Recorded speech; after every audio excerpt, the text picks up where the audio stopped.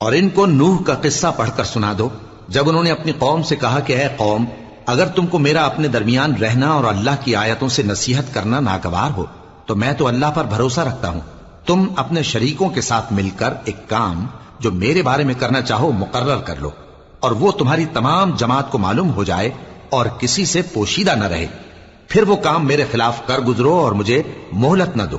اب اگر تم نے منہ پھیر لیا تو تم جانتے ہو کہ میں نے تم سے کچھ معاوضہ نہیں مانگا، میرا معاوضہ تو اللہ کے ذمے ہے، اور مجھے حکم ہوا ہے کہ میں فرما برداروں میں رہوں۔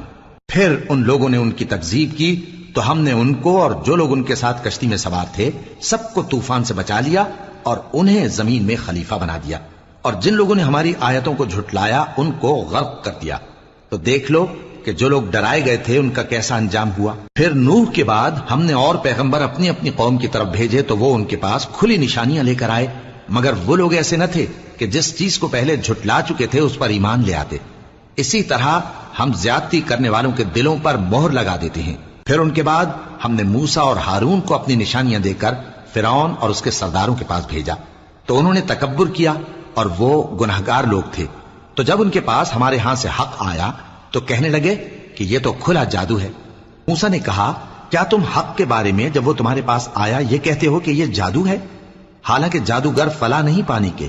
وہ بولے، کیا تم ہمارے پاس اس لیے آئے ہو کہ جس راہ پر ہم اپنے باپ دادا کو پاتے رہے ہیں اس سے ہم کو پھیر دو، اور اس ملک میں تم دونوں ہی کی سرداری ہو جائے، اور ہم تم پر ایمان لانے والے نہیں ہیں۔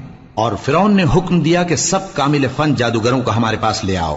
چنانچہ جب جادوگر آئے تو موسیٰ نے ان سے کہا کہ جو تم کو ڈالنا ہو ڈالو۔ پھر جب انہوں نے اپنی رسیوں اور لاٹھیوں کو ڈالا تو موسیٰ نے کہا کہ جو چیزیں تم بنا کر لائے ہو جادو ہے، اللہ اس کو ابھی نیست و نابود کر دے گا۔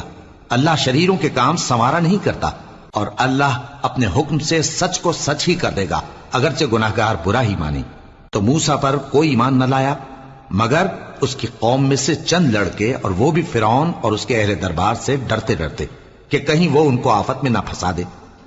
اور فرعون ملک میں متکبر تھا اور کبر و کفر میں حد سے بڑھا ہوا تھا۔